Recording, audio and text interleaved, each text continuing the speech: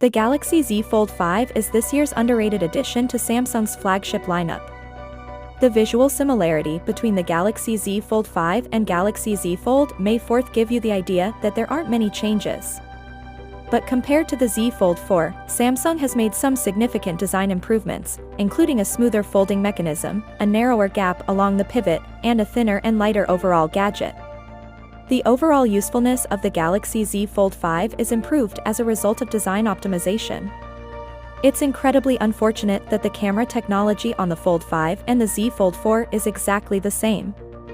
The Snapdragon 8 Gen 2 processor has a new ISP, which in theory should enhance photo processing on the other end. However, this improvement is not great.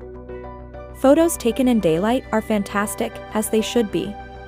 You get Samsung's customary oversaturation in an effort to make the grass and skies more vividly blue and green. In general, I don't mind it. In particular, macro photography looks nice, picking up individual pollen specks in your close-up floral shots. It appears as though your phone is positioned on a gimbal or a track, whether you're using the selfie camera on the outside screen or the primary camera.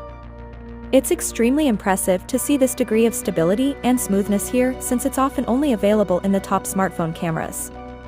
On the internal screen is where you'll find the covert selfie camera.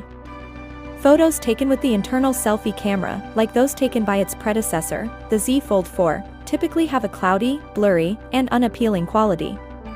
While the camera is suitable for video calls, its utility is constrained otherwise. Turn the phone around and use the cover screen preview to take a picture with the primary cameras if you want to take a selfie while the phone is open. As long as you stay within the constraints of the lenses themselves, cameras continue to excel at capturing photographs even when the lights go out. Avoid zooming in more than the zoom lens's 3x telephoto setting to avoid having your images quickly degrade in quality. Moving subjects may be fuzzy even with the lenses you are provided, but occasionally the camera will catch you off guard with a good photo. Good photographs of landscapes and images without subjects are the norm rather than the exception. Finally, what are your thoughts about it? So without being said, let me know your thought in the comment below, and if you are new here, please subscribe. Peace out.